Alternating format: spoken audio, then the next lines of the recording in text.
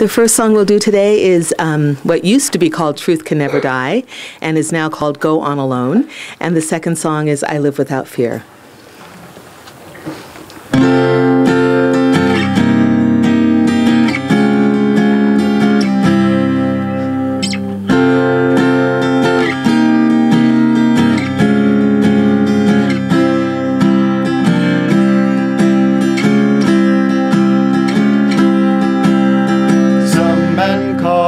Progress down with those who doubt. To join the causes others join and shout when others shout. Come, you're a man, no passive stone. Stand up and call your soul your own. Go on alone, go on alone.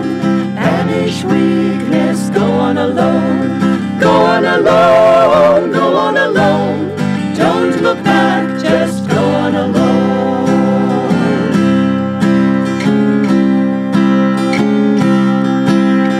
Some men lack the daring ever to be free. They shun the heights and crowd the depths and court security. You're a man, no passive stone. Stand up and call your soul your own. Go on alone, go on alone. Banish weakness, go on alone. Go on alone, go on alone. Don't look back, just go on alone.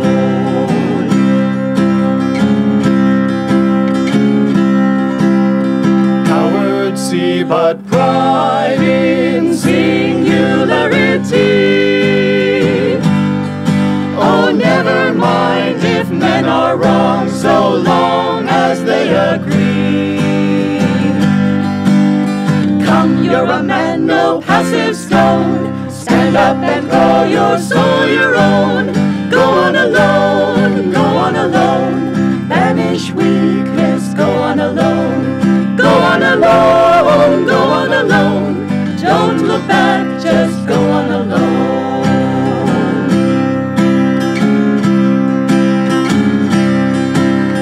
Claim the power within you, ever to defy. The world may change or disappear, but truth can never die.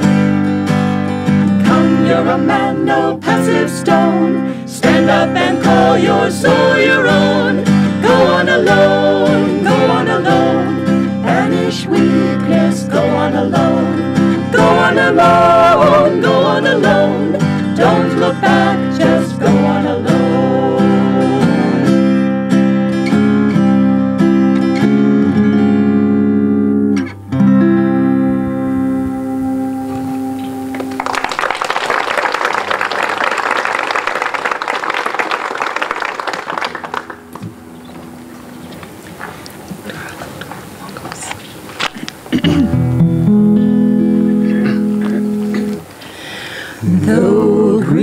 Summer fade and winter draw near.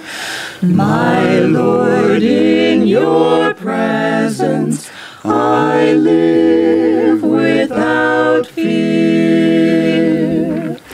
Through tempests, through snows, through turbulent tide, the touch of your hand is my strength and my guide. I ask for no riches that death can destroy. I crave only thee, your love and your joy. I ask for no riches that death can destroy. I crave only thee,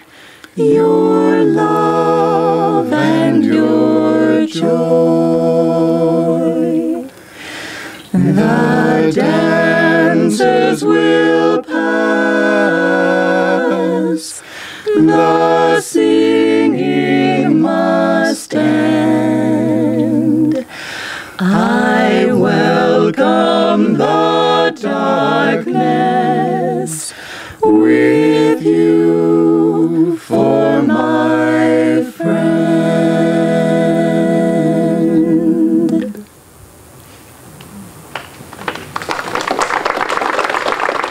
So good morning and welcome to Wednesday of Spiritual Renewal Week 2013 at Ananda Village. We're very happy to have all of you here. As you see, our teachers have multiplied here. We have 8 of us who will be speaking on a panel this morning, about 10 minutes each. And our wonderful topic is Lessons from the Life of Swami Kriyananda. I'm not going to introduce all of these folks. I'll let them introduce themselves. That would take too much time to go through all of that. But we'll have each one come forth. We'll give a break in the middle, as we usually do, to let you stretch. But we've got a lot of great souls up here, so put on your seatbelts and get ready.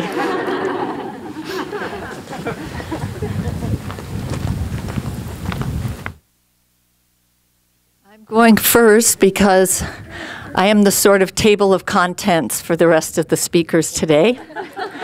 And I'm going to share some stories of Swamiji. I was thinking this morning how we probably all remember very well the first time that we met Swamiji, whether it was in person, on a video, online, hearing his music. It has probably stayed with us. It certainly has with me. And one of the first times I actually had a conversation with Swamiji was in 1974, and I was walking down Tylerfoot Road coming to the village from what we called the old retreat at that time. And this car stopped, this little green VW Bug. And Swamiji asked me if I'd like to get in and have a ride to the village. So I got in, and I was immediately struck by the complete joy that he had. You could already feel the enthusiasm he had for what Ananda would be someday. But also this deep sense of inner strength and knowing just who he was. Swamiji was always fresh. You never really knew how he was going to respond to any situation. It was always the person he was dealing with, the situation at the time, how it would affect others.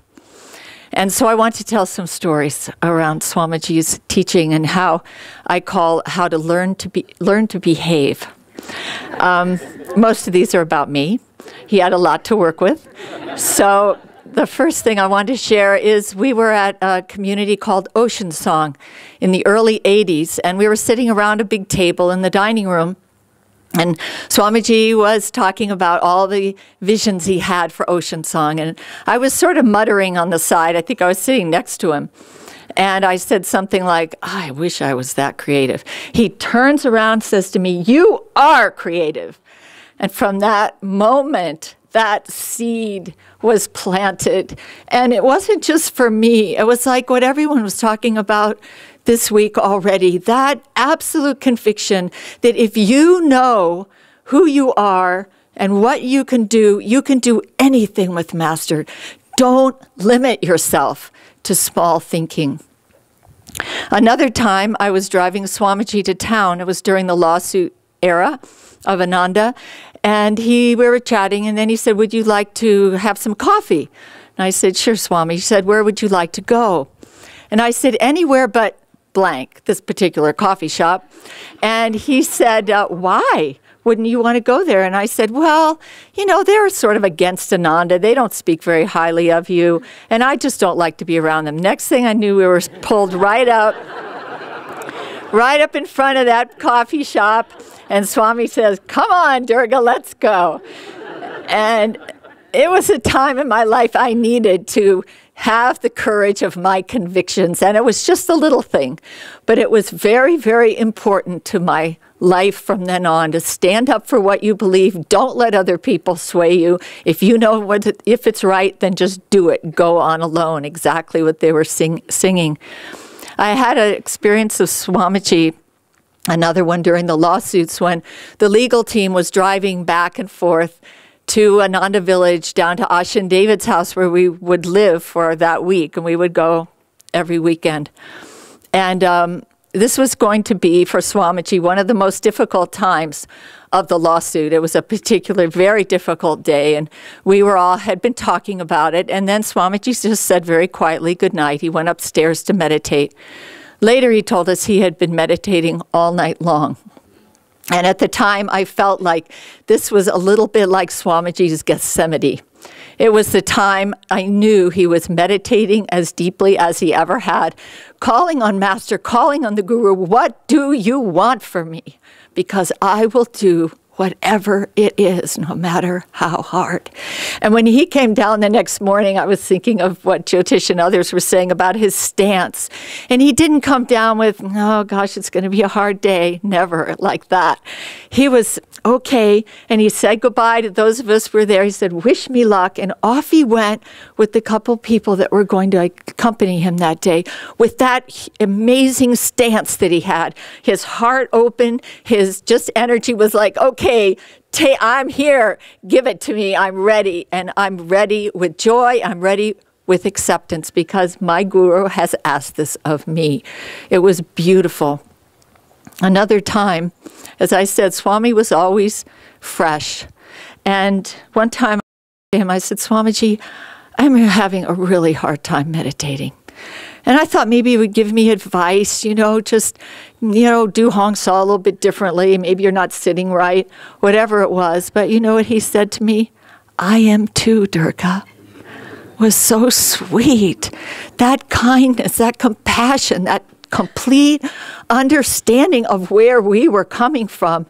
And then, of course, that night I went home and meditated for Swami. And it was that point that just took me to be able to meditate deeper and deeper because he was there supporting me. Another time, a friend of mine was coming up from the Crystal Hermitage, and he said, boy, did I just learn a good lesson. I said, what? And he said, well, I went down to Swami's apartment, and I was complaining about one of my colleagues. And, he wasn't getting to work on time, and he wasn't doing what he was supposed to do. And he said, Swami just sort of looked at me, and then he picked up the phone, and he called this colleague. And he said, I just want to thank you for all that you're doing for Ananda, for Swamiji, for Master. And said a few more words, hung up the phone, and just looked at this man. And that was it. No words at all. So dear. Many of you have led events at Ananda, and there was a time in my life when I was responsible for a lot of the events that took place here, and it was Swamiji's birthday. And of course, as I'm sure all of you would feel, a tremendous responsibility to making it as beautiful as you possibly could. The long nights, the brainstorming with your staff, the ideas that come up. And as it got closer, it started to rain. And I went to Swamiji on Friday. This was a Saturday. I said, Swamiji, what if it rains tomorrow? Because everything was outside at the Hermitage. He said, oh, don't worry about that. It never rains on my birthday. And sure enough, the next morning, the sun shone. It was a beautiful experience. But what I really wanted to say is as I was coming out of the dining room, out the double doors into the yard, Swamiji came in from the kitchen. And I don't know if you've ever had this thought, but there was a thought in my mind, oh, he's going to tell me how nice it is. He's going to say thank you. I was just sort of waiting. I wasn't like I thought about it. No, he just looked at me with so much compassion, a little bit of sadness. And I knew immediately that he was saying, Nishkam Karma Durga. Give it to God. He is who you're doing this for. Don't think of yourself.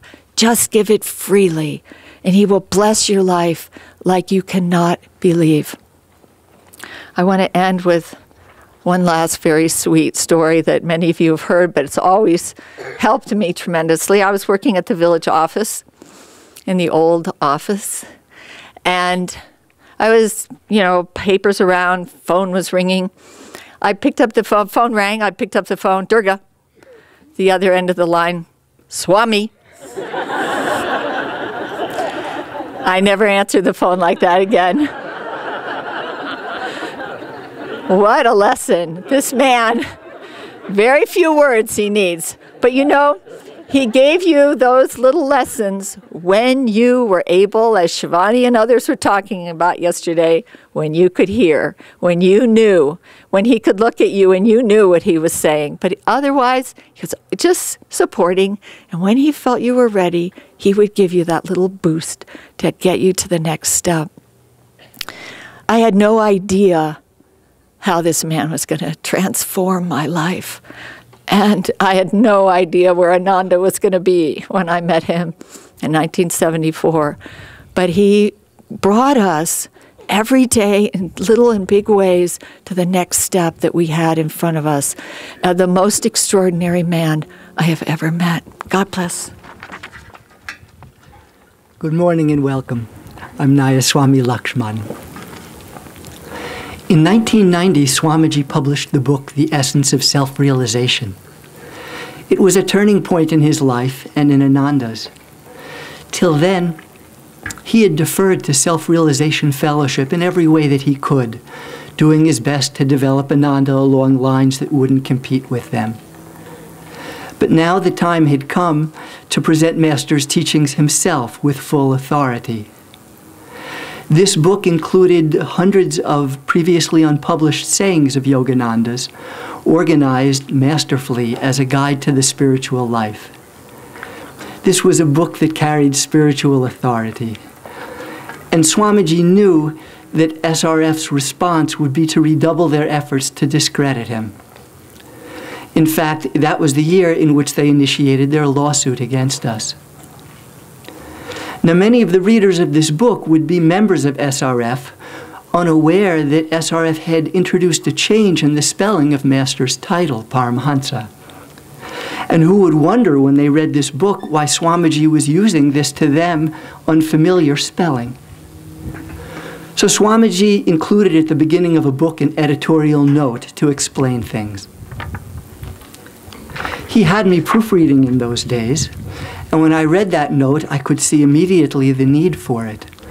And I also appreciated the spirit in which Swamiji had written it. But I was also sad at the thought that this great book would begin on a note that many people could be expected to interpret as sectarian. Hoping that Swamiji could find a way to rephrase his point, I brought it to his attention.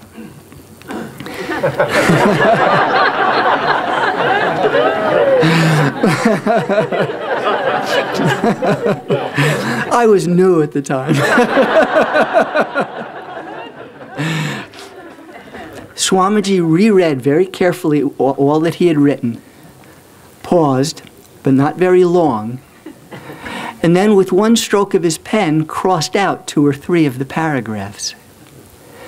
It took a few moments for it to sink in on me just what it was he had done. And when it did sink in, it was so unexpected, so startling that it fairly took my breath away. For what he had done was remove all mention of the fact that his spelling had been the one that Master had used. The way the note now stood, it fairly invited anyone who read it to draw the conclusion that it was he, Swamiji, who had been unfaithful to Master's usage. There's a song the children, a song of Swamiji's that the children sing here to the accompaniment of enthusiastic gestures. One line of it goes, "Tall trees fall aside, every bramble I slash with the sword of freedom." When Swamiji cut out those paragraphs with a stroke of that pen, it was with that sword.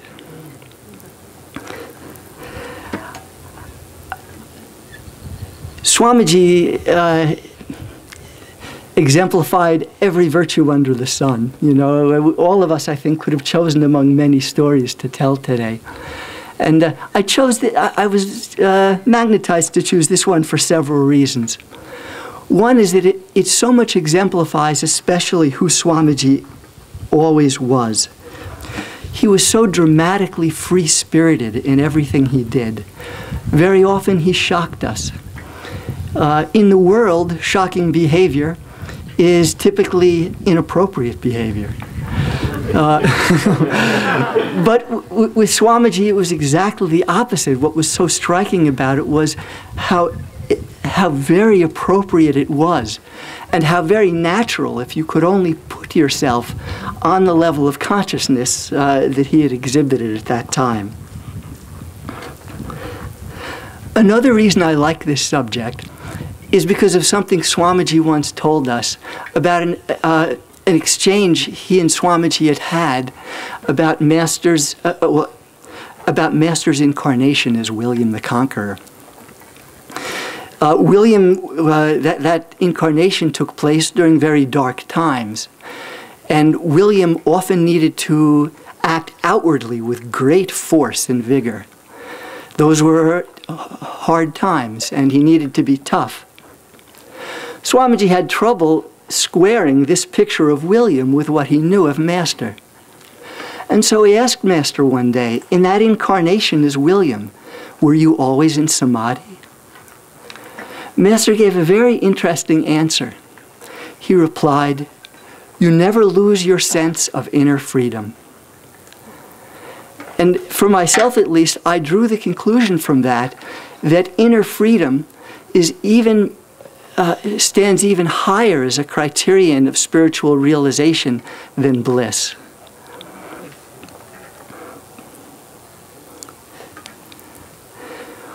One of Swamiji's last and most precious gifts to us was the Nayaswami order that he founded 4 years ago, and the book that he wrote about it, a renunciate order for the New Age. Swamiji wrote something very interesting there. The goal of the spiritual path is transcendence of the ego and union with God. But in the past, in Kali Yuga, it wasn't possible for people to directly confront the ego in that attempt.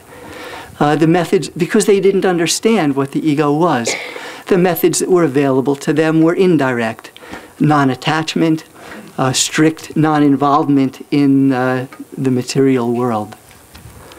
But now we live in a time when matter is understood to be a temporary phenomenon.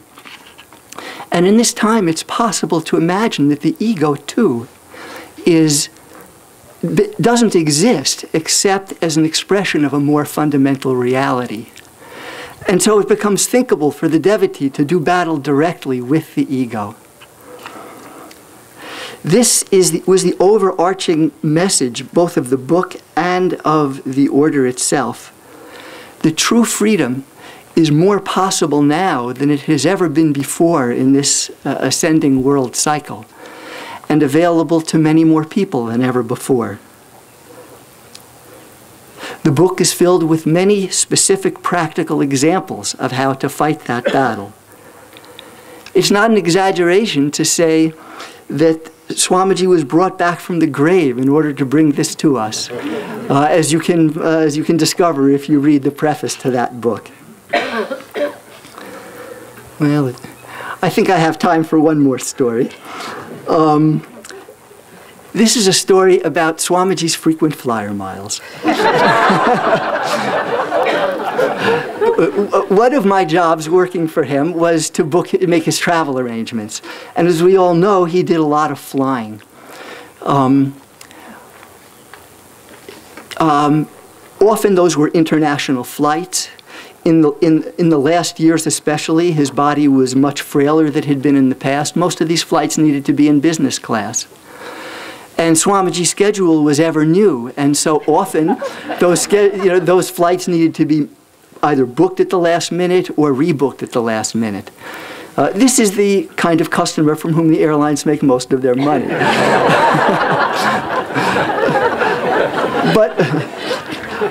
But of course, money was not typically at Ananda, overly flowing, and people hoped that I could keep the costs down as I could. And the main avenue available to me that I could see was using frequent flyer miles, which turn out to, if you can use them, to be especially valuable towards business class tickets. So as not to go too long, I'm going to abbreviate what was a very long story for me. Because it was very hard to use these things, you know. You would book it, and then Swamiji would change his, so you would have to then cancel the flight, redeposit the miles, try and apply them towards the next flight. I remember one flight where the notes for those miles went on for pages. And I succeeded once, maybe twice, just enough to get me to keep trying, but almost always it was futile. In fact, after I had been there for some years, I happened upon a drawer in Swamiji's apartment that I'd never been in before, and I found a whole pile of expired frequent flyer miles from the 80s before I'd ever arrived. And I realized it was some consolation. At least I wasn't the only one who had this trouble. Anyway, to fast forward, we were in India, and Swamiji had accumulated 100,000 frequent flyer miles on one airline that were due soon to expire. And someone came forward and offered to buy them at a fair price. And I thought this was a great idea. This was going to end this problem forever. And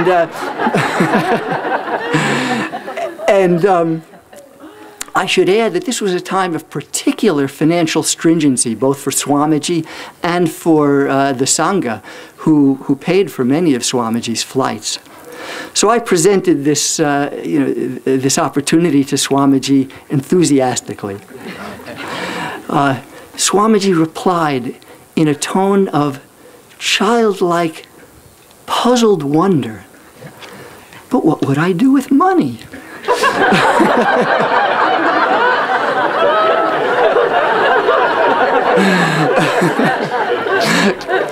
This was a great lesson for me. The contrast between our points of view was stark. For 10 years, my state of consciousness had been one of battle, with the airlines and with their crazy and constantly changing regulations. Swamiji, on the other hand, saw everything that came to him as coming from God. And so he naturally wondered why it was that God had sent these things to him, and just what God had in mind. He asked me, what could I do with these miles? Where could I fly on these miles? He had no plans to go anywhere at the moment. So I did a little bit of research, and I found that the best use of these miles was that we could get them on a first-class flight to India. He said, "Wonderful, book me on that," and decided to go to India. It turned out, sometime later that it became unfeasible to take that trip, so I redeposited the miles. There were now fewer of them left, and Swamiji asked me once again, well, where can I go on the miles that are left? And I did a little bit more research and found that he could go in business class to America. And so he had me book that. Once again, it's something I'll never forget, an attitude that came all too readily to me, compared with Swamiji's, trying only to figure out how best to accept this generous gift that his Divine Mother had given him. What freedom in that attitude. How much time have I got here? Am I at 10 minutes? None. Okay. That's fine. But what I wanted to mention, had I had enough time, there was a song I was going to play for you.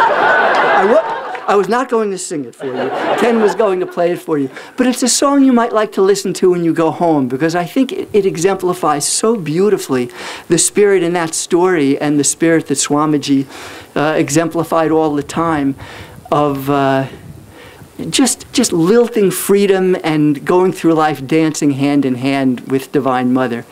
And that song is the song of Mary Magdalene.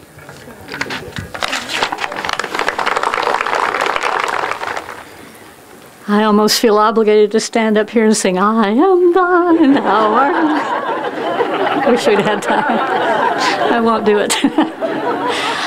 Before I start, Lakshman didn't toot his horn too much, but I just wanted to thank him publicly for all the years he served as Swamiji's, not just secretary, but he's the one responsible for, I don't know how many books. They just wouldn't be without him. So, Lakshman, thank you.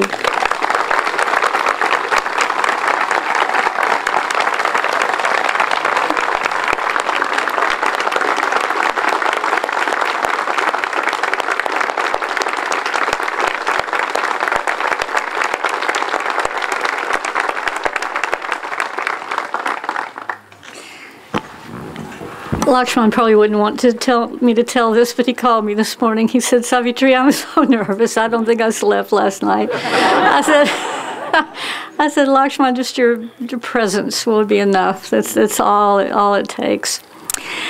So this morning I picked out a couple of qualities of gifts that Swamiji gave me, lessons that I learned from him, and the words that I picked out were courage and encourage, words that are close to each other.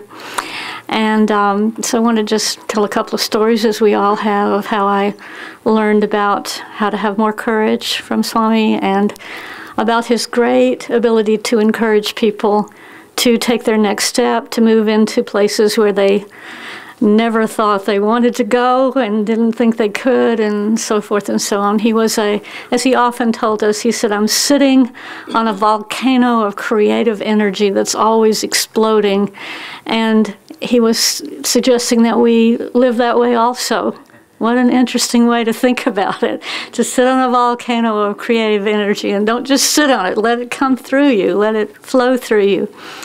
But first, I'd like to start with a beautiful experience I had just probably within 24 hours after Swami last left his body.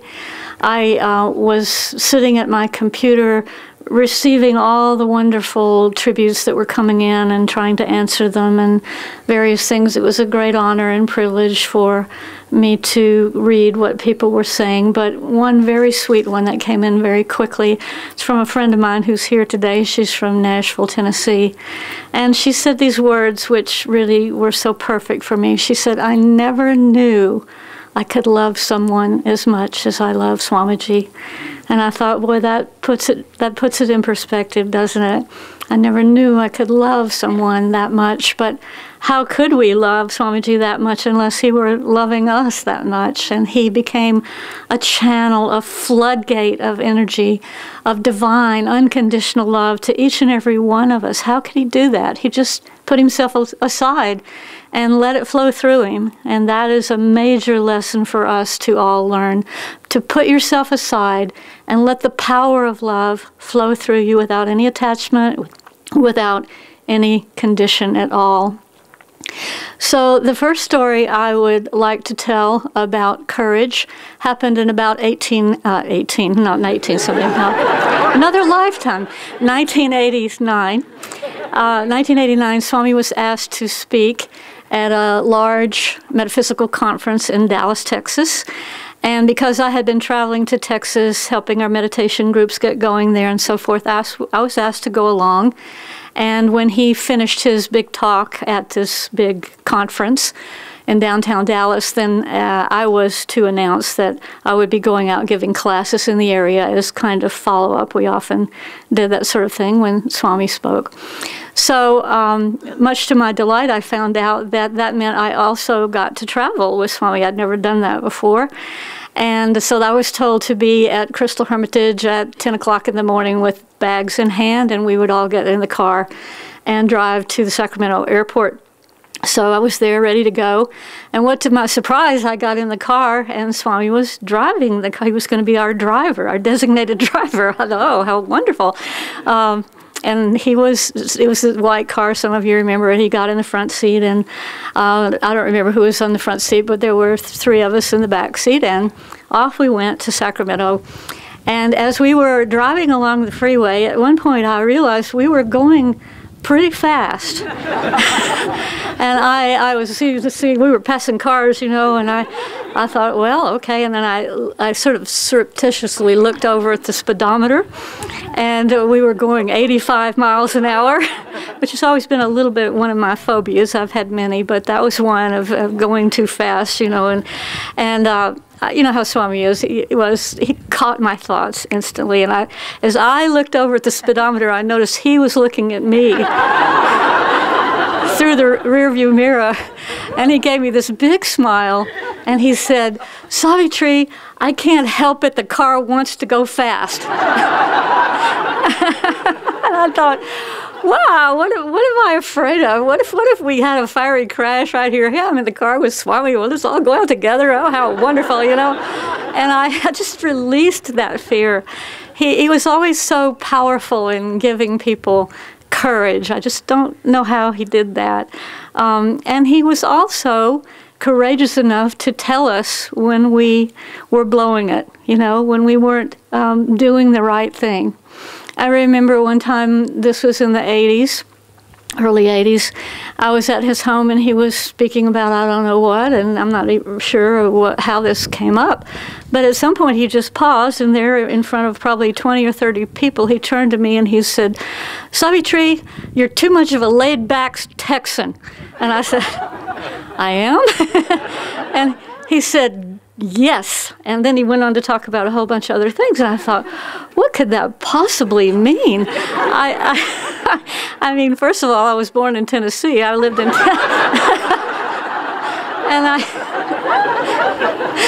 but he knew I had lived in Texas for 16 years before I moved here. As a matter of fact, that was why I was going to Texas, because I spoke the language and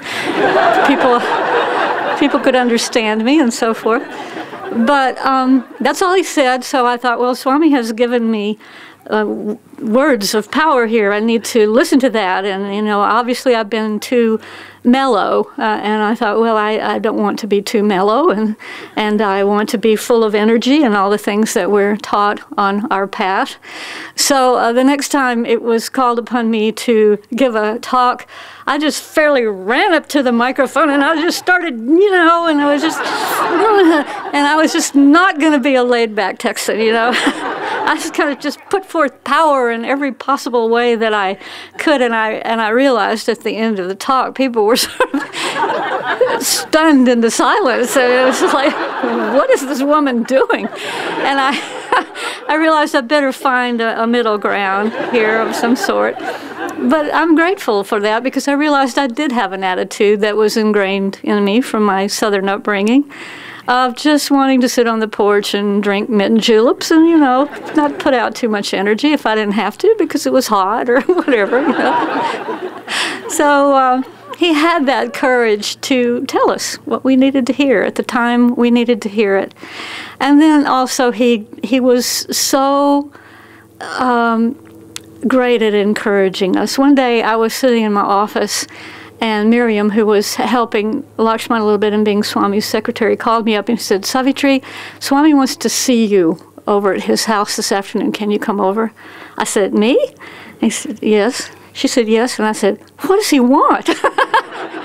Because I'm not, you know, I'm sort of not on the A team here. You know, I don't get a call from Swami. And I thought, oh, what is he want? He's going to send me to India. What's he going to do? You know, what's going to happen? So I finally just said, Divine Mother, whatever he wants, it's got to be fine. Just whatever, it's fine.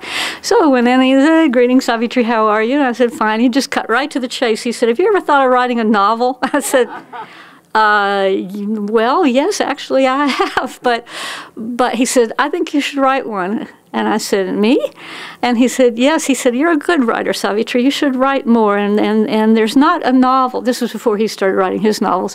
"There's not a novel out there right now with a real good spiritual basis to it. So I want you to think about it and come up with an outline and send it to me and all of this." And I thought, "Oh, yes, sir, okay." And I went home and I started writing all this stuff down, and I sent him an email, and then he got back to me right away. "This is great. Go for it. Go for it." And so for the next 3.5 years, I labored away at this little novel. It's called Through Many Lives, if you want to read it. It's up in the boutique. And every time you saw me during that Now, remember, Swami writes books in a week, you know, sometimes a day, and it took me like 3.5 years, and it's not a very long book. But I was doing it nights and weekends just to give myself an excuse, which Swami didn't like to take excuses too much, but he was so encouraging. How many chapters have you written? Let me read them, you know, just on and on. And I tell you this because I know that Swami had in his heart for each of us to do something new and challenging and different and something that perhaps no one else could do but you.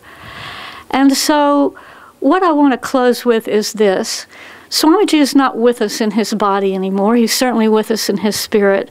But remember how much he encouraged us all, either as a group or as individuals, to take your next step, to do something creative, to do something new.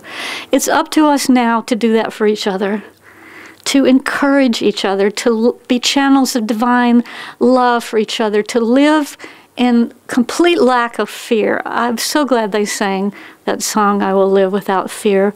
When I first heard that song, when Swami wrote it, he sang it for us. I thought, that's my song for the rest of my life. I've had so many fears about what I couldn't do and how I couldn't measure up, and just fears, you name fears, I've had them. And I said, you know, I don't have to live in fear. So I sang that song over and over and over every day, and I still do sing it so much to remind me to have courage, to face life as Swami did, chest out, heart first, and to encourage each other. Thank you. Hello, it's nice to be here with you all. My name is Swami Daiva. I'm from Portland and Laurelwood. It's nice to be a part of this panel. It's fun to see just how different we all are and how deeply Swami Kriyananda has touched so many of us. Yesterday, Ananta and Gyandev spoke about how they came to the path a little bit, and I came in somewhere between the two of them. I had the scientific inclinations that maybe were more in line with Gyandev, but I had the rebellious nature that would put me squarely in Ananta's court. And so it's perhaps not improper to start this talk about Swami Kriyananda with a quote from John Lennon. It's apocryphal. I don't know if it's true or not, but it's certainly brilliant. It said that he was quoted as saying, when he was 5 years old, his mother told him that the key to life was happiness. And then he went to school and was given an assignment. And the assignment was, what do you want to be when you grow up? And he wrote down, happy.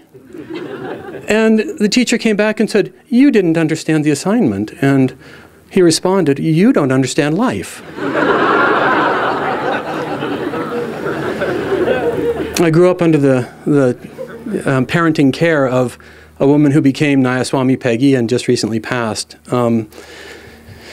She instinctively knew the things of this path and raised us in accordance with those. So we kind of knew that happiness was a major part of the formula, but it was fairly unguided, because how do you find happiness?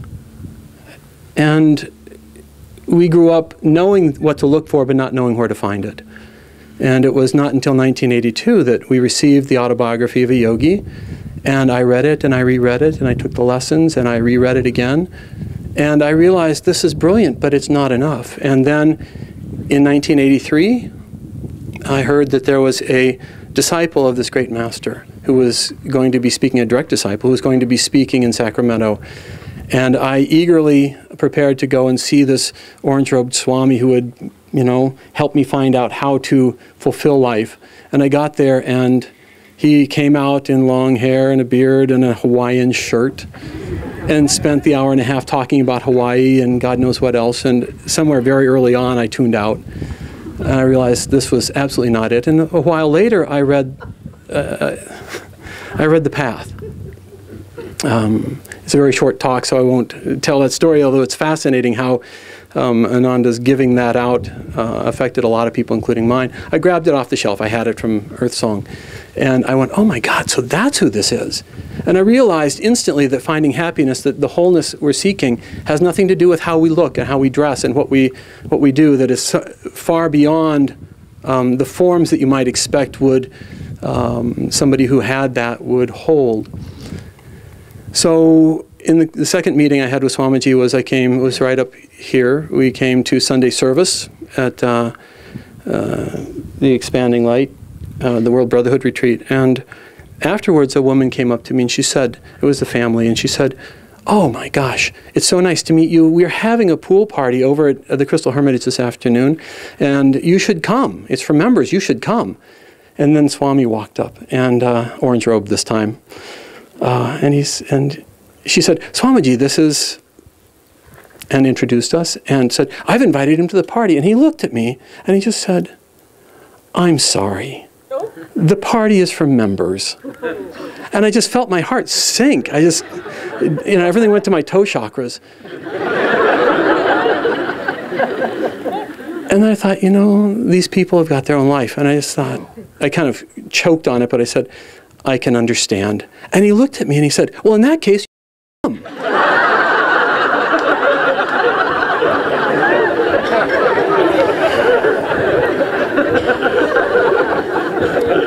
Receptivity, humility. A while later, we moved to Ananda Village, and I've been a part of Ananda. I've had the remarkable privilege to be a part of Ananda ever since.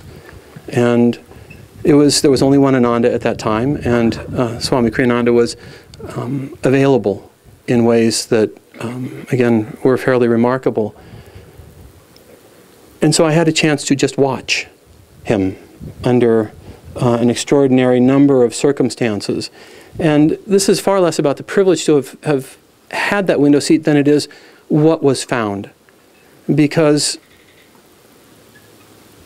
there was an unending stream of exuberance and graciousness and, as they've spoken, inspiration and creativity, and it just poured through him and bathed everyone. And it didn't seem to matter what was going on or what the challenges were. Helping this vibration come out of the ethers for the first time was a Herculean task, to help people who had no clue what was possible, not only find the inspiration to explore that, but have the courage to go through all the trials that made it possible for Ananda to exist here and worldwide. And I watched that no matter what was going on, there was just never a change. And at one time early on in this, he made in my experience of this, he made a remarkable statement. He said, "I no longer have the capacity to tell the difference between where my thoughts end and Yogananda's thoughts begin." And I understood that what I was seeing was somebody who aspired moment by moment to never for a breath, never for a heartbeat, be out of tune with the vibration and the teachings and the consciousness that brought the joy that I'd first found in the autobiography of a yogi. Just not a moment. And I pondered that. And then, sometime later, I heard him say, "I never let anything affect my consciousness. I never let anything affect my consciousness." And I thought about that, and I thought, well, if I never let anything affect my consciousness, I'm in real trouble. But I understood what he meant was he had reached high enough that he could live inside the light that Master was trying to awaken for all of us, that experience, and that he was never, ever going to let anything diminish that experience. Yogananda says that to be happy is to be in tune with God. And the power to be happy comes through meditation. And so I was working very hard on my meditations, and I'd just come out of a long and deep and profound meditation with a friend of mine. And I was just feeling the bliss and the joy of divine communion. And some short period later, I made a comment. And my friend looked at me and he said, "Let the whining begin." And I thought about it. And, we talked about it because he helps a lot of people. And we just talked about the fact that almost everything that comes out of our mouths is something less than a reflection of the consciousness that we touch in meditation that Swami lived in. And that it's the whining, it's the carping. And they've mentioned a couple of times that Swami just assumed that everything came from God. If everything comes from God, the easy things, the hard things, the beautiful things, the difficult things, if everything is a gift to you from God, to us from God, what is there to whine about? It's always an opportunity to just put out more energy. And I just felt this has been one of the central aspects of my spiritual path, is I never, how do you reach that point where you never feel the separation? And then how do you keep anything from affecting that consciousness? And I read, just in thinking about this, I read from the Bhagavad Gita, and this litany comes out several times through the writing. This is Yogananda's writing of it, as Swami put out. But it's a description of Swami Kriyananda, and I'm out of time, so I won't read much of it. But it's in chapter 12. He who bears no ill will toward anyone, who is kind and friendly to all, who has no consciousness of I and mine, even-minded during pain and pleasure, forgiving toward all, inwardly contented, steadfast in his yoga meditation practices, and self-controlled, who tries faithfully through practice to unite his soul to me, is firm in determination, and whose mind and discrimination are surrendered unto me, filled with devotion, pursuing the deathless Dharma I have described, ever engrossed in me, are above all dear to me. Hi, everyone. My name is Hridaya. It's a real blessing for me to be here with you today, and I think it's time for a little stretch. If everybody wants to get up, stretch in your own way.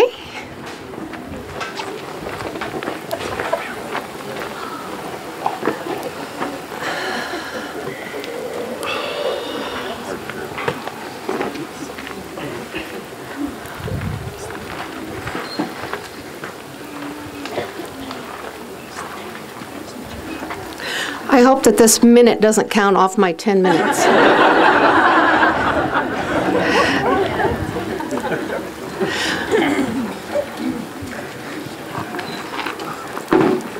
What I'd like to speak to you today, a quality of Swami, patience and timing. A little while ago, I was reading a book to my 4.5-year-old grandchild, and in the book came up the quality of patience. And I said, now, do you understand what patience is? He looked at me like, where have you been? He said, yeah. He says, patience is when you want something really bad. You can't have it when you want it. You have to wait, and it's really hard. I said, okay, that's pretty good for 4.5 years old. But in talking about patience today, I want to talk a little more in depth. And I think the kind of patience that Swami had, I would like to call super conscious patience. He was not long-suffering. He had energy, joy, and was sitting on a volcano of creativity. And when you think of the patience of Job and, being able to take yet one more pestilence coming down on your head, or one more tragedy that you had to deal with, that wasn't how Swami dealt with it. It was just like, okay, now what do we do? Let's stand up, let's find a solution. Now what do we do? But along with that, he had this sense, as Joe Tish talked the other day, of this impeccable timing when it came to being patient. And I want to relate a story that touched me on a deep level concerning this quality of impeccable patience. I'm going to go back in time. December 1977, and I had been at Ananda for a couple of years, and I was married to my first husband at the time. And he was, at that time, going through a time of questioning in his life. And he had come to Ananda through SRF, and he felt a deep loyalty to Dayamata, but he had come to Swami. He loved Swami. But there was this constant questioning going on. Where should I really be? What's my real Dharma?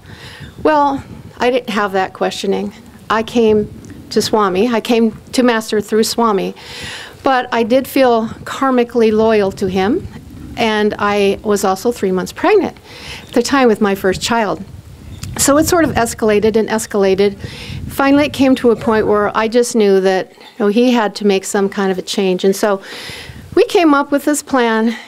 It's embarrassing to talk about it now because it was a crazy plan. And I'm looking back at Ananta because he knows everything.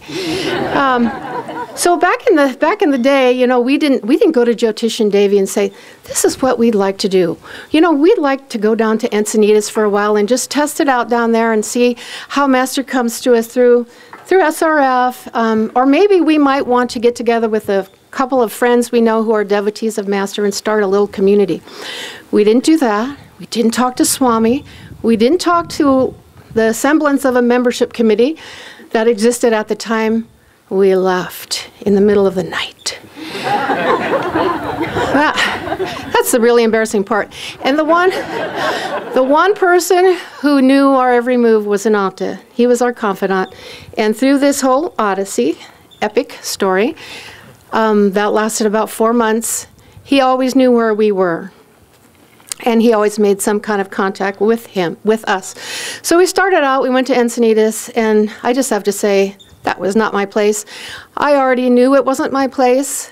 I want to be nice, but I don't want someone to tell me how to sit in the pew at Sunday service. I can do that on my own. I can't exist within these rules. So, you know, also I was pregnant, and I was, you know, every place we'd go, I'd see another midwife. So we started in Encinitas. You know, we stayed with some friends who had been at Ananda, who said, oh, come down, there's landscaping jobs here, you know, this is going to be great. Well, you know, the jobs fell through, you know, one after the other. I didn't really like the midwife. So it was like, okay, all right, this is not our place. So temporarily we moved to my in-laws' house in Santa Barbara, which was a lovely place, a nice respite for me, very kind, nice people, and my husband worked for his family. So that was nice. Okay, during this time, what happens but the Joy Tours of 1970, I guess it was 78 by then, first part of the year, came through and they were going to Santa Barbara. I'm going, oh, the Swami's coming, Ananda people are coming. And the little angel on this shoulder says, yippee! And the little devil on this side says, ha! They're not going to like you anymore. You have displeased them. This is not going to be any good. I don't think you want to go. But of course, this angel won out because that's where my heart was. So we go to this talk. Swami gives a talk. Everyone is, of course, open, loving. Oh, what are you doing? Oh, yeah, well, you know, we're just here staying in Santa Barbara right now. Well, through this strange karmic circumstance, Swami ended up coming and spending the night at my in-laws' house with us. And he was an absolutely delightful guest in every way.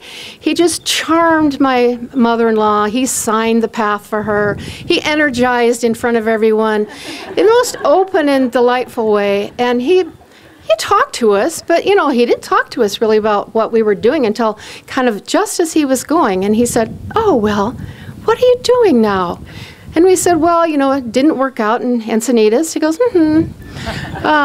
and now we're headed to Oregon. We have some devotee friends there, and they have land, and we're going to see if we can start a little community with them. And he didn't say, hey, look, you're pregnant. And he didn't say, do you have a job? He said, oh, very much sweetly in the spine, that sounds nice. And he left. So then the Odyssey continued. I went to Oregon. That didn't work out. Funny how that didn't work out. Then we ended up eventually in the most northern part of the west coast of Port Townsend, Washington, with 2 other devotee friends of ours. It was raining, raining. I was getting bigger. I still didn't like the midwife at this place, and my husband had no job. I mean, he was a landscaper, and this is rain in Washington in the early spring. It's March now.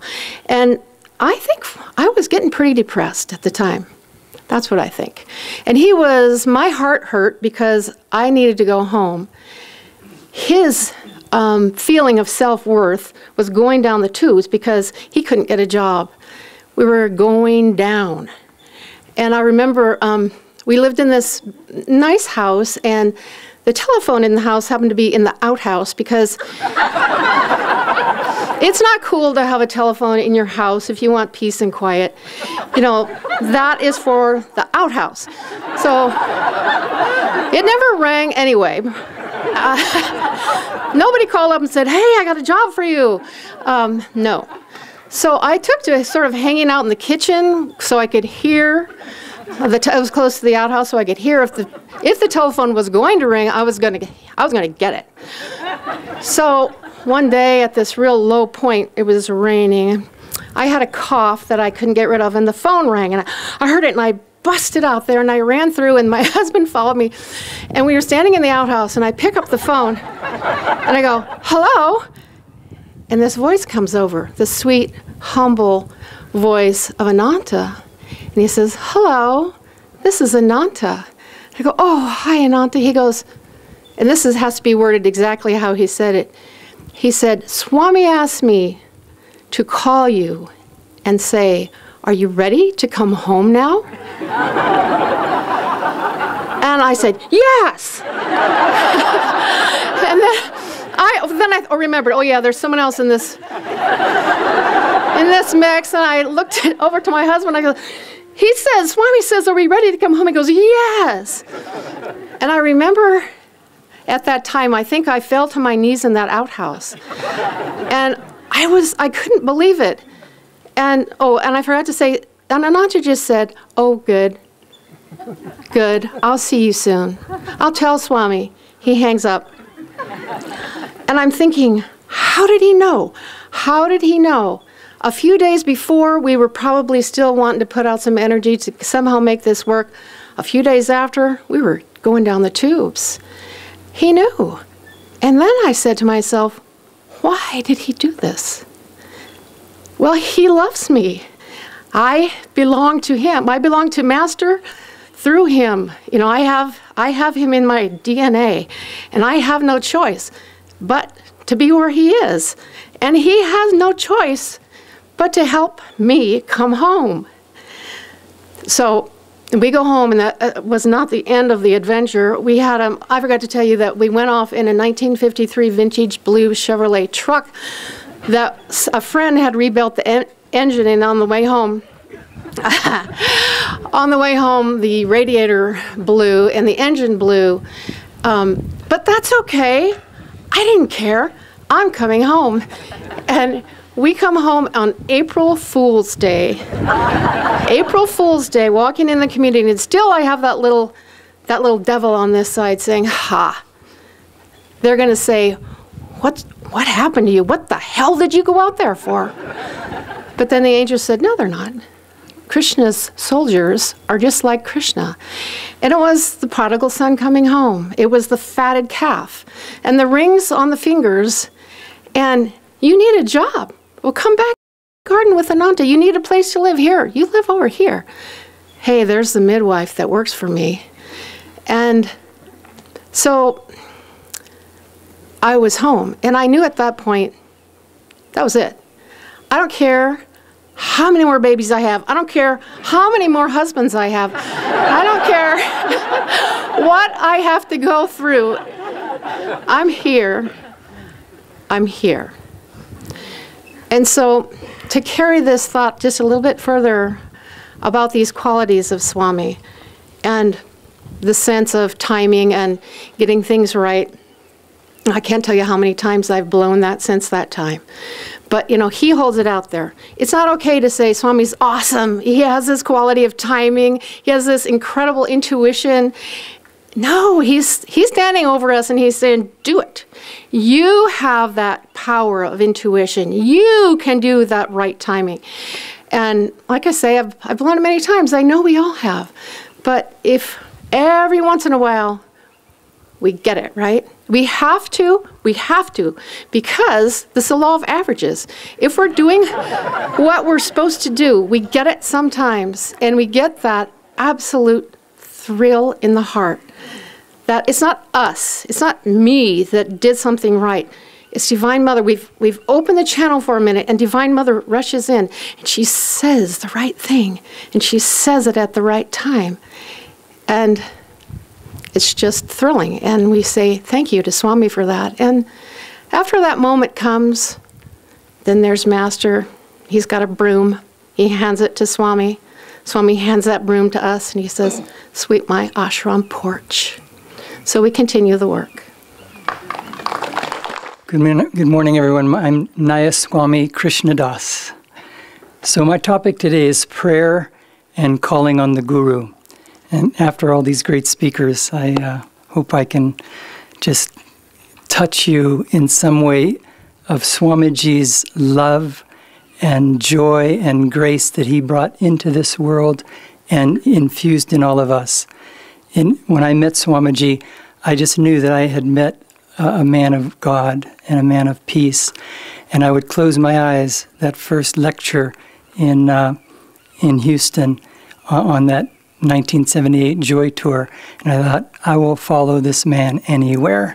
And I didn't know about Yogananda at the time, and I didn't know that he had started a community. I didn't know anything about him. I just went that night out of curiosity to meet a real live Swami, and there he was.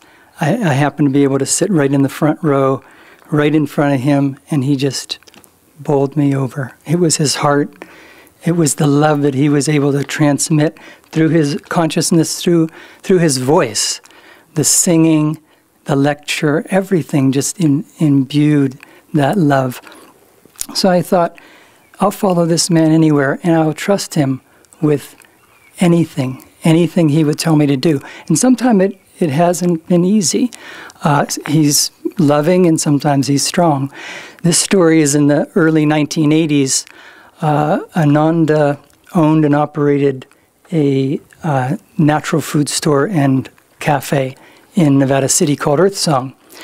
And many people kind of came through there working there. Savitri managed the kitchen for a while. Daiva, two of the people right on this stage, including me. And Savitri did leave her mark. She brought to the cafe her bean sauce recipe from Texas. And she became known as the Bean Queen. It's a little known fact. We need to bring these things forward for those of you that don't know these things. But anyway, one of the marks of Swami's life, as you know, is just his unbridled enthusiasm. Ananda said that disgustingly enthusiastic. He was capital D, capital E. Everything was enthusiastic for him. And he would come. He loved having Earth Song because it was a way for us in those days to give our vibration through service to the local community. And many people didn't come out here, and they only heard false rumors about what we were, sort of a cult. And there people could come in and they would experience our vibration and say, wow, these people are nice. But they're so nice. Why the but? Because they heard strange things, but through our service, they felt our consciousness, they felt our joy, and it was magnetic. So at that time, the store suffered a fire and just ravaged the whole place. Everything in it had to be thrown out. And that was a tragedy because there was a lot of good things in there. And the dumpster divers had a field day. And so even our regular customers were out there sort of foraging, getting all these good products. But that wasn't a problem because we had insurance. We had insurance that would be able to restock the place.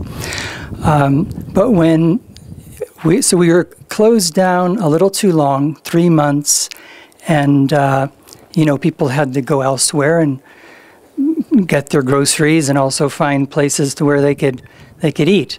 So that was a little too long. But then when it came time to open up and we were going to restock the place, all of our distributors let us know that we had owed them lots of back invoices, and we used the insurance money for that and didn't have any money to restock the place. So there is a marketing principle that the store should look abundant, but it looked a little bit like the Depression in those days. There was Rimon's laughing because he was sort of an accountant in those days. We had two things on the shelf. People would come in and it looked depressing. They could still make it into the cafe because we still could cook. But the place had a pall over it. It was terrible. Well, I had become the manager shortly after that. So after work, I would make my way to Swami's house, the Dome. It wasn't the Hermitage in those days.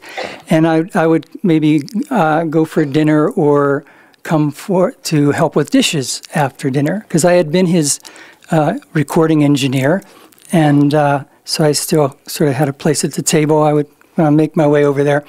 And one evening, everyone else had gone, and we were in the kitchen, and there was like it's where the upper tier where the baby grand piano is now at the Hermitage, and there was a railing kind of in an L shape, and I was leaning up against one side, and he was leaning up against the other, and I was sharing with him the latest challenges of Earth Song, because like I said, he really loved to come in there, and he was enthusiastic about everything. He gave us an egg salad recipe of his, and every time he'd come, he'd go, "Where's the egg salad? Why don't we have that out?" He was enthusiastic about everything, So we had that as one of our products. So, but anyway, we're leaning there up against the railing, and we're talking. It's very close quarters. And I'm sharing with him, like I said, the latest challenges. And he could feel my consciousness kind of moaning and groaning about what was, going on there. And so he looks me in the eyes and he says, "Do you pray?" And I sort of, that got my attention. It stopped my thoughts. And so I started thinking, and these, thoughts are very lightning quick. So I thought, do I pray? And, do I pray? Well, I think I pray. And then there was a sort of certainty and then doubt. And I thought, well, I don't know if I pray like Swami prays, Yes, I pray. But do I pray? So this is what was going on in my mind. And the other thing was it was a very small space in those days, and the door was just about 10 paces behind him. And I'm thinking, if I could kind of get by him and head out the door, And I'm thinking, well, this is ludicrous. I can't breeze by Swami and kind of, it's getting late. I really should be going. Or, can we talk about this in the morning? You don't do that to Swami. So he's locked. We're locked. He has my attention. So when my words finally, my mouth finally kind of form the words feebly, I pray. He shot back, "You need to pray. You need to pray to Master." And he just kind of electrified my consciousness. So I left the Hermitage, sort of. Swami had a way of sort of inserting something into your consciousness, subtly or not so subtly in that case, where it was kind of like either the subtle would be like a time release capsule, it would get in your consciousness and it would start vibrating. You'd start thinking about it, you'd start meditating on it, and he was affecting a change, and he could read your thoughts, he could read your consciousness, and he knew what to do and when to do it, the timing and so on. And at other times it would be like, a bomb, forcefully. He'd toss it in there and let it just do its work and break these habits and these tendencies that needed to be dealt with. So I left the Hermitage and I sort of marched home, I'm thinking about this. And in another talk I shared how the path from my cabin to Swami's, I called it the yellow brick road. Because whenever I would go down there to record him, I think, I'm going to see my Swami. He's like a wizard. Magic happened around him. Well, that night, it wasn't yellow, it was black.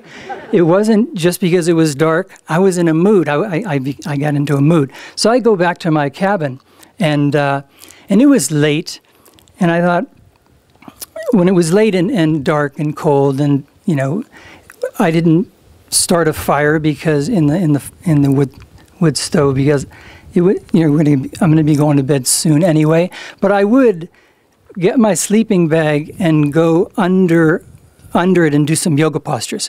And I got to talk to Ananda about that. I think there's a product here, because years ago I was reading Yoga Journal, and there was an article from a guy from New York, and he came up with a routine for bathtub yoga. You know, I thought that was really interesting. So I thought, I could have come out with sleeping bag yoga. Anyway, like you get in the supine firm pose and you pull it up on your neck and you can still breathe, and and you're in the posture and you're warm. So this time I was underneath the entire sleeping bag, and I'm thinking about what Swami said, that you need to pray. You need to pray to Master.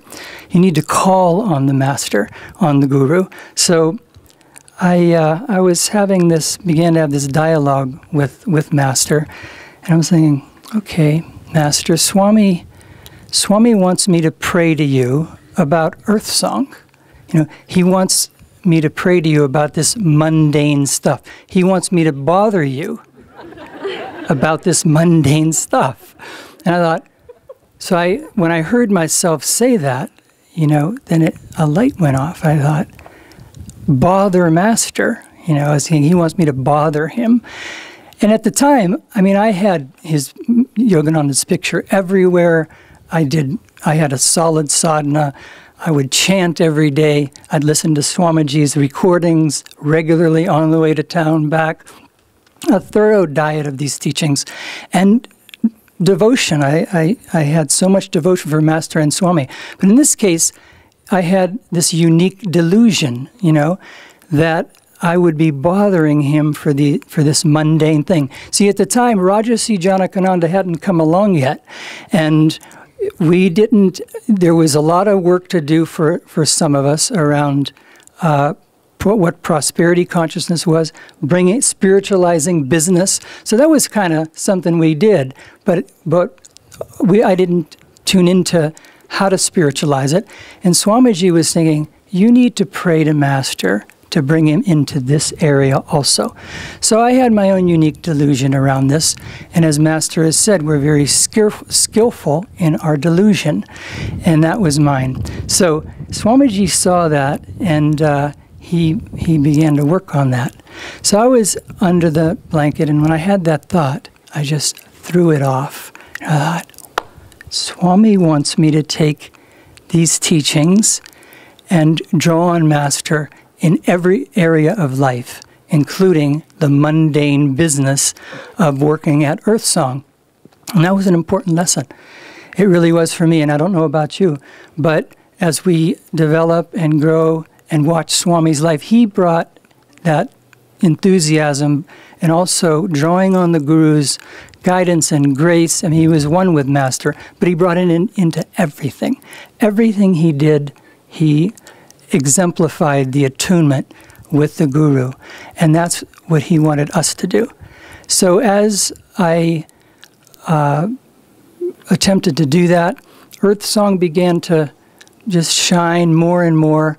And I remember it changed when one day a person came in and they said, and we were doing all kinds of things in those days to beautify it, try to uplift it.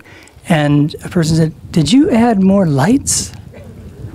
And I had to stop and think if we had, but we hadn't. What they were picking up on was just the brilliant, sort of bright light of those working there, of the energy. And I believe it was really Swamiji's blessing and Master's blessing to bring that in. So one of the thoughts I had was why I didn't want to bother Master is that if you read one of his poems where he says, when I take the vow of silence, to remain enlocked with my beloved. In the arms of his everywhereness, I shall be busy listening to his symphony of creation's songs and beholding hidden wondrous visions. Now, did I want to interrupt that? But he also says, yet I shall not be oblivious to you all.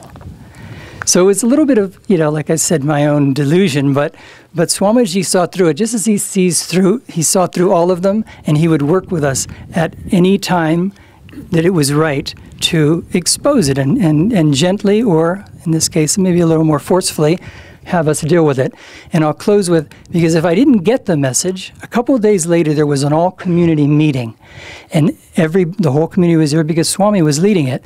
And he was making this point to everyone in the community that we need to call on Master for his help in doing whatever we were doing. And he brought up this discussion that we had the other evening. He said, and with the challenges of their song, I was talking to Krishnadas the other night, and he doesn't pray. So, did you ever want to feel so small, a microorganism? I sort of shrunk in my seat, you know, and I thought, I don't believe this, you know, not, for one thing, earlier when I was so lamenting when I left the Hermitage, I was saying, Swami thinks I don't pray. That's what hurt me. Not only that, but my spiritual teacher thinks I don't pray. So then I thought, now not only Swami thinks I don't pray, the whole community thinks I don't pray.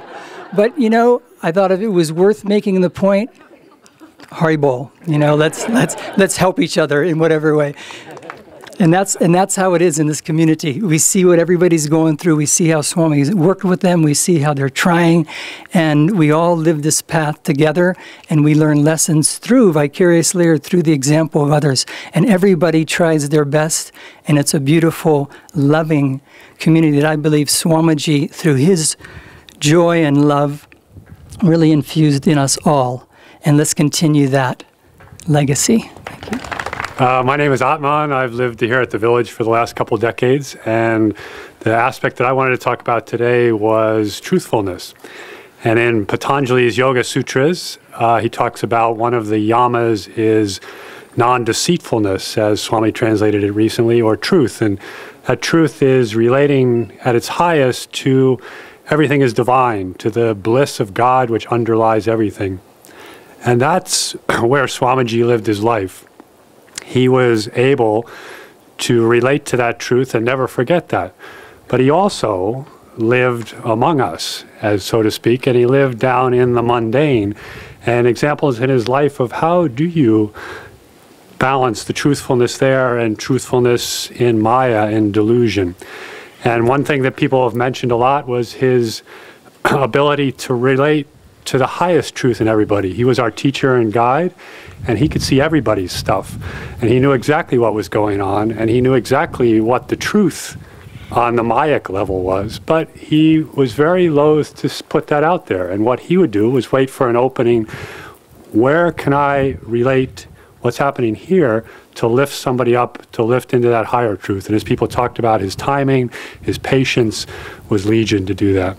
Another thing, he was very, very careful that his actions and his words aligned with reality, even on this delusion level of materialism, and in very mundane ways.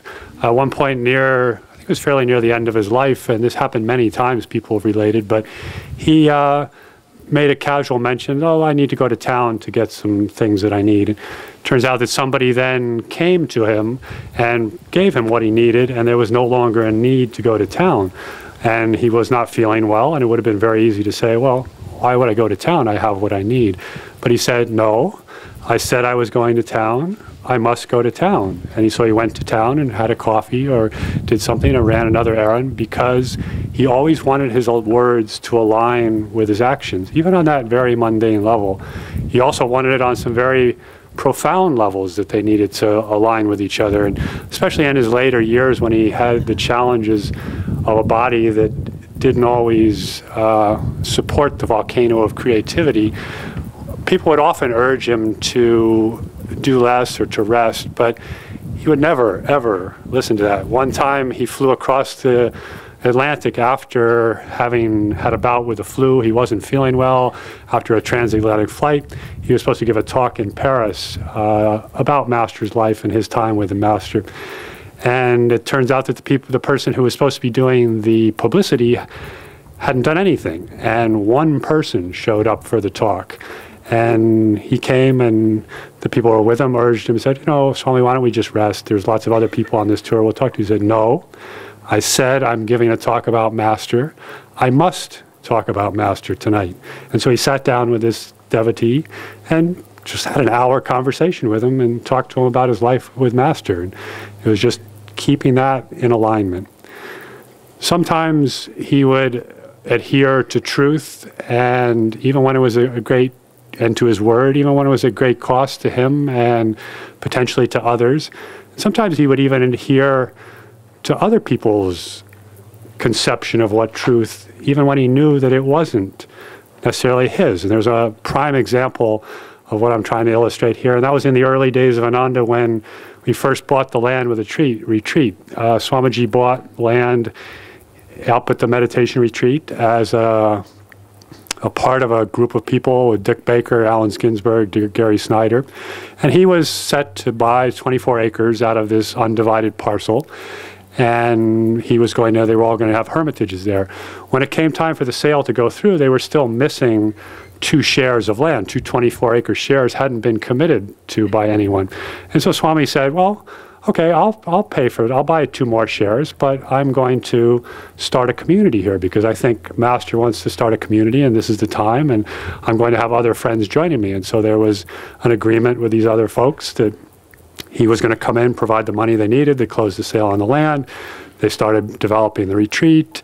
And then 2 years later, Dick Baker sent a message to Swami and said, what are you doing? You have all these people up there. I want you to stop until I can come back. We can't do any more. You can't have this up here, this community. You know, you said you're going to move the community, but I don't believe you're going to move the community, and this is just unacceptable. This is supposed to be a hermitage. And Swami knew that he was in perfect alignment with what the truth of the situation had been, that he had said, if I'm taking these other 2 shares, I am going to have friends joining me, and I'm going to create this community, and I will move this community within 5 years. But he also sensed that there was a lot of disharmony in that, and that it wasn't reaching to the highest level of divine truth, which is always harmonious. And at that point, he found the land down here at the farm, and right away began moving the community back to here at great cost to himself. He was the only one who, he went out to pay the mortgage for the new land here and ended up spending a couple years away from Ananda to make that happen. But he felt, you know, even though I know what was said and I know what's truth, I'm going to honor the fact that these people thought my word wasn't good, and so I'm going to show them right away that this has to happen, and I'm going to maintain harmony with this. And as it says in Patanjali's, when one's actions are in complete alignment with truth, when one's word is in complete alignment with truth, there's great power. The words of someone of that nature have tremendous power, and I think that's what Swamiji showed us in his life. I think as we adhere to that power, to that Dharma, we'll have great power in our lives. Is that good? So I won't keep you long. We are running a little bit late, but I wanted to just talk about living in the superconscious and how Swami did that all the time. This is a story I told at a Sunday service a few months ago, but it bears repeating. I was lucky enough in 1980 to travel with Swami to Australia. And a couple of other devotees went with us, and very nice, harmonious group. And he had been invited to go there by a man who I believe came and visited here at the village. And there was some conference this young man was organizing, and he invited Swami to come and be the keynote speaker for it. And so this whole 2.5-week tour got organized, and we visited virtually every major city on the east coast of Australia.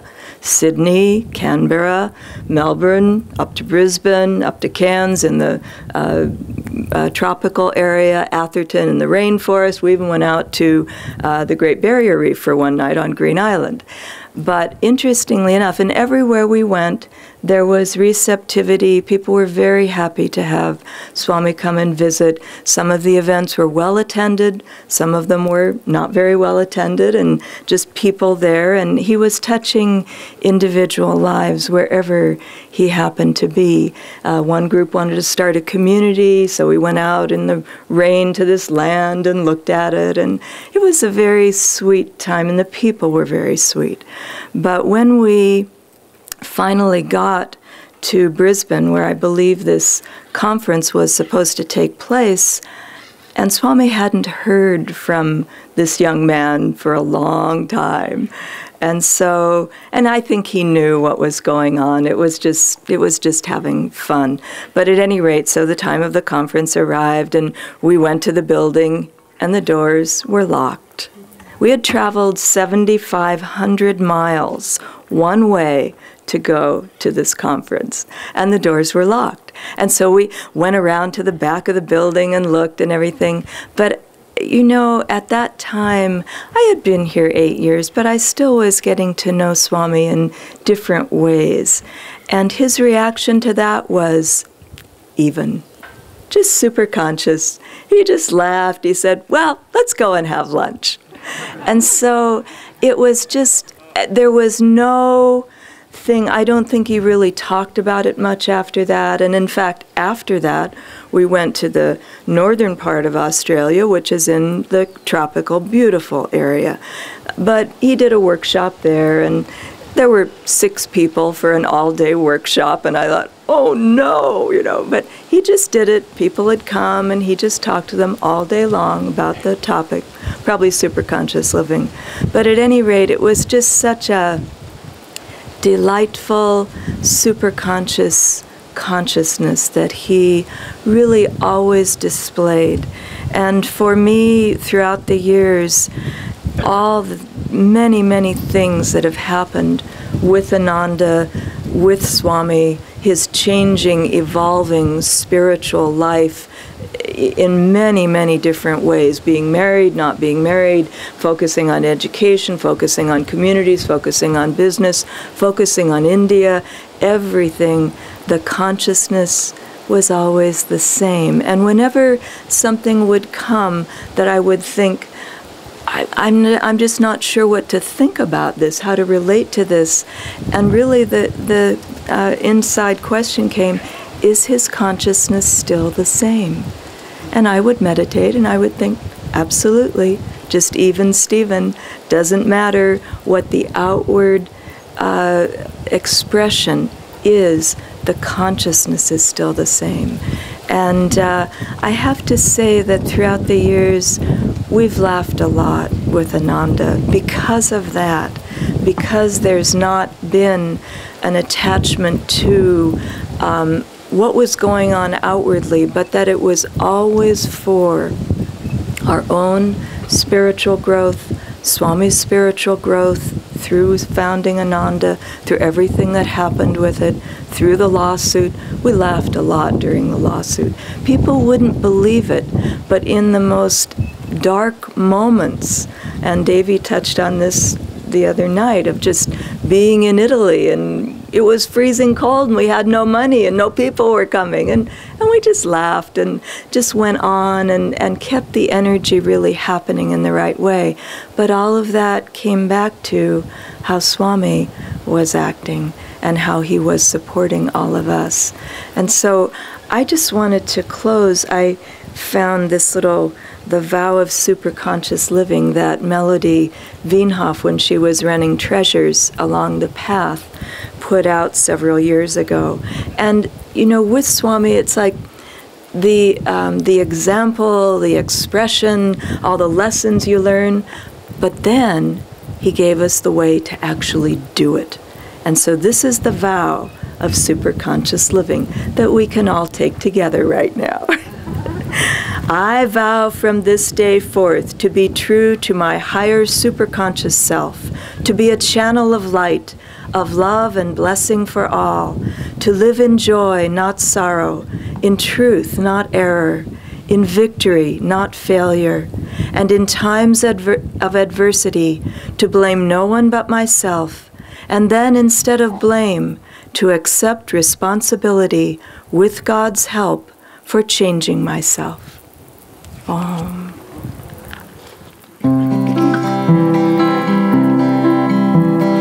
Life is beautiful, life is gay, when I give myself away, when I live to please thee, Lord, dancing in thy ray.